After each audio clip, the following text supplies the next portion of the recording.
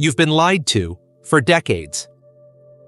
They told you that touching yourself would make you weak, that it would drain your manhood, kill your desire, destroy your erections. Maybe they even said it was shameful, selfish, or something a real man grows out of. But here's the truth. Those lies didn't just embarrass you.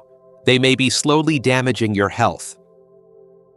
I'm Dr. Mohit Khera, urologist and men's health specialist, and for over 30 years, I've been helping men in their 60s, 70s, and beyond reclaim their sexual confidence. And what I've seen, over and over, is that it's not age, not even illness, that's stealing their vitality. It's misinformation. Quiet, toxic myths that are passed down like fact, but couldn't be further from the truth. Let me ask you something. If your body still responds to touch, if your desires haven't disappeared, why do so many men feel ashamed of something so natural? Why do they hide it, fear it, or think it's wrong? The answer isn't what you think, and the consequences are more serious than you realize. In this conversation, I'm going to expose 6 of the most common and dangerous myths about masturbation that are silently undermining the health of older men. And I'll show you what the science really says, so you can make decisions based on facts, not fear. And just a few minutes from now, I'll reveal one deeply ingrained myth that may be the reason your performance has changed, even if your hormones are perfectly normal. Stay with me. This could change how you see yourself and your health for good. Before we dive in, if you're a man over 60 who cares about staying informed, confident, and in control of your health, make sure to hit that subscribe button and turn on the bell so you never miss another video made specifically for you. And if this topic resonates with you, type 1 in the comments. If it doesn't, type 0, and let me know how I can better serve you. All right, now let's get into the truth. Starting with the most common and damaging myth of them all. Myth number 1. This belief has been quietly haunting men for generations, and it's time we finally put it to rest, with real science, real clarity, and no shame. Myth 1. Masturbation lowers testosterone. I've heard this one more times than I can count. A man sits in my office, 65, maybe 72, looking a little embarrassed. He leans in and whispers, "Doc, be honest. Is this making me lose testosterone?" He's talking about masturbation, and behind that question is a quiet fear. A fear that this private habit, something that's brought him release or comfort, is now somehow stealing his masculinity. Let me tell you what I tell him. That fear is based on a myth, not medicine. There is no scientific evidence showing that masturbation lowers your testosterone levels over time. In fact, when you become sexually aroused, your testosterone actually goes up temporarily. After orgasm, it returns to your baseline. That's it. There's no long-term drain, no depletion, no weakening of your hormonal foundation. Your body knows how to regulate itself, and touching yourself doesn't throw that off. But here's the real danger of this myth. It's not what it does to your body, it's what it does to your mind. I've seen men who stop masturbating out of fear, who carry guilt for something completely natural, and over time, that shame chips away at their self-worth. They start doubting their vitality, they believe they're broken, and that belief, that can do more damage than anything physical. I understand where this fear comes from.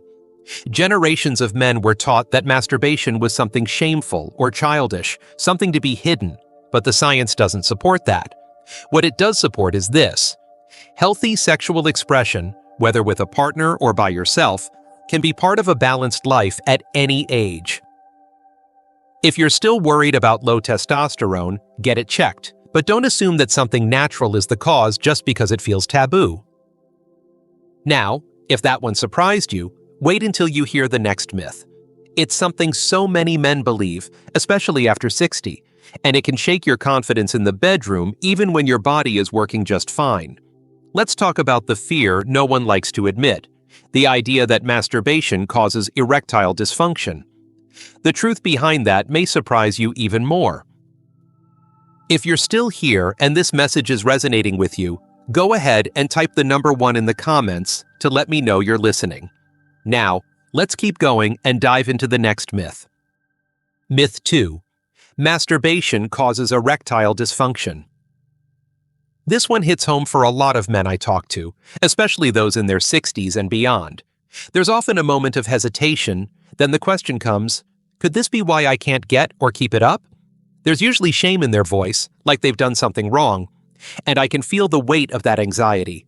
The belief that masturbating, something they may have done for decades, is now somehow the reason they're struggling in the bedroom. I want to say this clearly. Masturbation does not cause erectile dysfunction. In fact, quite the opposite. The ability to get an erection during masturbation often shows that the physical mechanisms are still working. Your blood flow, nerves, and hormonal balance are intact.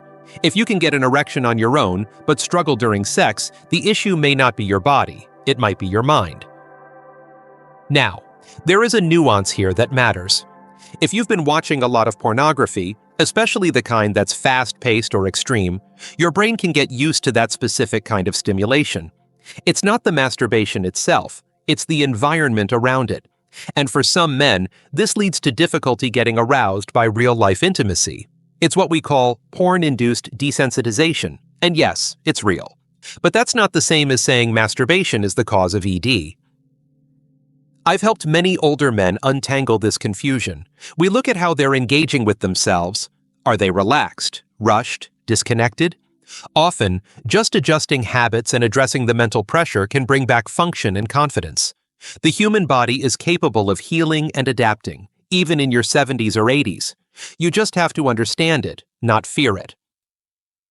And if you're able to achieve erections during masturbation but struggle with a partner, you're not broken. That's information. That's your body telling you it still works. You just need to reconnect the dots between arousal, intimacy, and self-trust. But there's another belief that digs even deeper, not just into performance, but into morality. A belief that, even if your body works fine, the act itself is something to feel guilty about. And that guilt, it can be far more toxic than most people realize. Let's talk about that next. Myth 3. It's immoral or shameful at my age. This one is perhaps the most deeply rooted and the most painful. I can't tell you how many men I've spoken to, good men in their 60s, 70s, even 80s, who carry this quiet, heavy guilt about something they've done in private for most of their lives. Not because it's hurt anyone, not because it's caused them physical harm, but because somewhere along the way, they were taught that touching themselves was sinful, weak, or something to be ashamed of, especially as they grew older. It breaks my heart to see how many men carry this shame like a secret weight. Sometimes they don't even realize it's there. They just feel off, disconnected, anxious, emotionally distant. And when we start talking about their sexual health, the truth slowly rises to the surface. That feeling that they're somehow doing something wrong just by responding to their own body. Let me be very clear. Your desire doesn't retire when you turn 60. You don't suddenly lose the need for connection, pleasure, or release. You don't become less human. The need for touch, for comfort, for a moment of peace, it doesn't vanish with age. If anything, it becomes more meaningful. I've seen widowers, men who've lost their lifelong partners, and still crave that intimacy, that sense of closeness. Masturbation, for some, becomes a quiet form of healing. It doesn't replace a person, but it can ease the ache of loneliness. And yet, many of these men feel like they're doing something wrong simply for having those feelings. But here's the truth. There's nothing immoral about caring for yourself. There's nothing shameful about responding to a body that still feels. Guilt, not pleasure, is what robs men of peace. And if you've carried that weight, it's never too late to put it down. Now, what if I told you that the fear of guilt isn't the only thing getting in the way? Some men are terrified that masturbation is ruining their relationship, making them emotionally distant or less connected. Let's take that one head on because the truth might actually surprise you. If you're still with me and finding these insights meaningful, type the number 1 in the comments so I know you're here and engaged. Let's keep going now and move into myth number 4. Myth 4. It makes you less interested in your partner. This one hits a nerve for a lot of men, especially those in long-term relationships. I've sat across from husbands who've been married for 40 years, and you can hear the worry in their voice when they ask, "Doc, am I hurting my marriage by doing this?" Sometimes they're afraid their wife will think they've lost interest. Sometimes they fear that they're betraying her. Other times, they just don't understand why they still feel desire when things in the bedroom have slowed down. The truth is, masturbation does not mean you've fallen out of love with your partner. It doesn't mean you're unfaithful. And it definitely doesn't mean something is wrong with your relationship. In fact, it often means the opposite. You're still in touch with your body, your needs, your vitality. As we age, the dynamic of intimacy shifts. Maybe your partner is dealing with menopause, illness, fatigue, or simply a change in desire. Or maybe you are. That doesn't mean you stop needing touch, release, or a connection with yourself. I've seen couples who've stopped being intimate for months or years, and the unspoken distance that builds can be heartbreaking. But what's worse is when one or both partners feel guilty for having any sexual feeling at all outside of that shared experience. Masturbation, in many cases, helps men feel balanced. It reduces pressure in the relationship and gives space for closeness to grow in other ways. Some couples even find it brings them closer, opening up new conversations, building trust, and allowing both partners to explore intimacy on their own terms. What causes real distance isn't masturbation, it's silence. It's shame. It's assuming the worst instead of speaking honestly. Still, I understand the fear.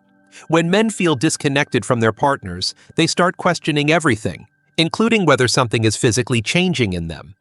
They wonder if their sensitivity is fading, or if they're becoming numb. And that brings us to the next myth, a concern I hear more and more often, especially from men who say, "I just don't feel as much as I used to." Let's talk about what's really happening. Myth 5. It reduces sensitivity over time. I've had older men come to me, worried and frustrated, saying things like, "It just doesn't feel the same anymore," or "It takes longer now, and I don't get the same sensation." They often blame themselves, or more specifically, their masturbation habits. They believe that touching themselves too often, or in a certain way, has somehow dulled their sensitivity permanently.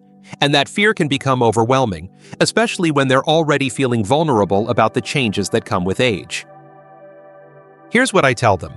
It's not that your body is broken, it's just that your body, like everything else in life, adapts. If you use the same technique over and over, a very tight grip, fast motion, or high-pressure stimulation, your body can become accustomed to that specific pattern. It's not damaging your nerves, but it is training your brain and body to expect a very particular kind of touch.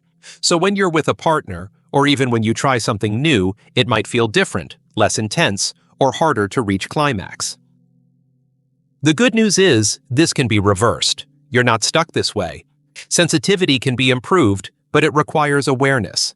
Sometimes it means slowing down, exploring different sensations, and even just giving yourself time to relearn what feels good.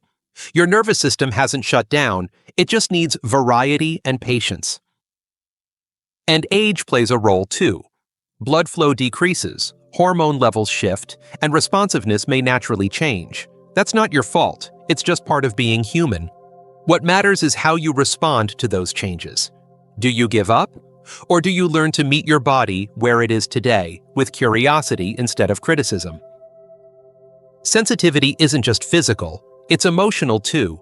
The way you feel about yourself, the expectations you carry, the pressure you put on each experience, those all play a role.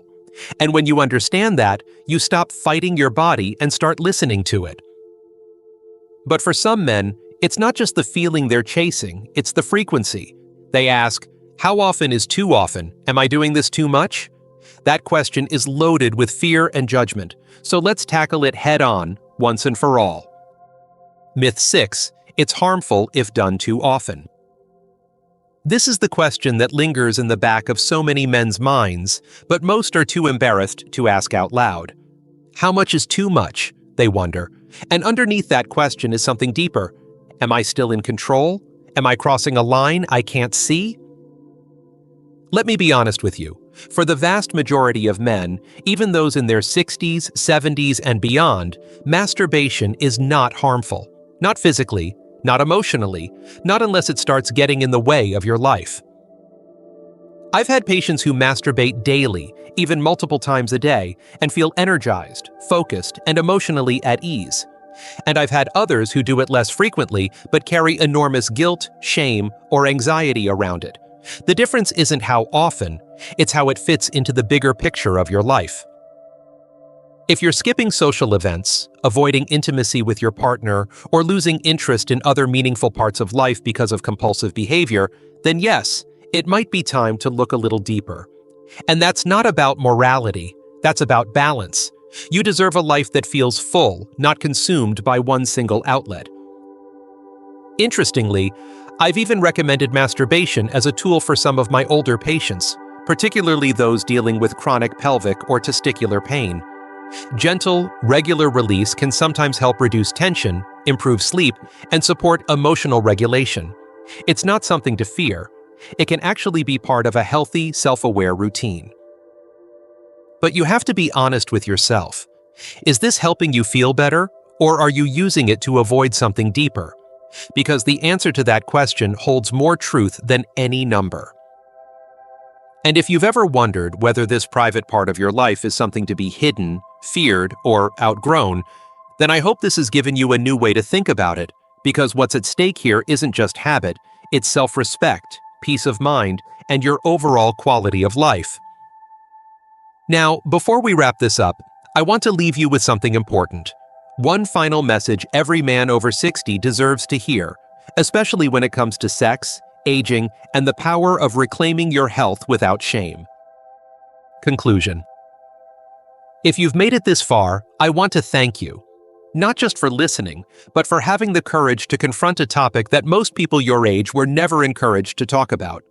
For many men over 60, masturbation is wrapped in layers of guilt, misunderstanding, and silence.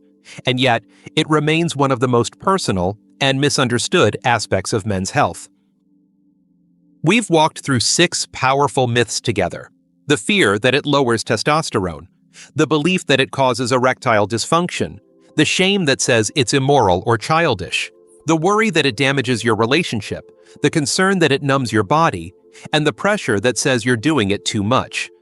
Each of these myths carries weight. Each one, if left unchallenged, can slowly eat away at your confidence, your emotional well-being, even your physical health. I've spent over 3 decades listening to men just like you. Men who've served their families, built their lives, sacrificed quietly, and then one day started to question if their desires, their urges, even their sense of masculinity were still acceptable. And what I've learned is this: aging doesn't take away your right to feel. It doesn't erase your need for connection or your ability to care for your own body. You don't owe anyone an apology for being human. Masturbation isn't a sign of weakness or loneliness. It's a form of self-awareness, and for many, a pathway to healing, especially in later years when intimacy may look different than it once did. If you've been living under the weight of these myths, I hope this helped lift some of that burden. I hope it gave you permission to see yourself, fully, honestly, without shame. Your health matters. Your mind, your body, your emotions, they all deserve care. And whether you choose to masturbate or not, that choice should come from understanding, not fear. Because you're not just older, you're wiser now. And it's never too late to learn something new about the person you've been living with your whole life, yourself. If this message spoke to you, or helped you see things a little differently, please take a moment to like, share, and leave a comment below. Your voice matters, and you never know who else might need to hear this today.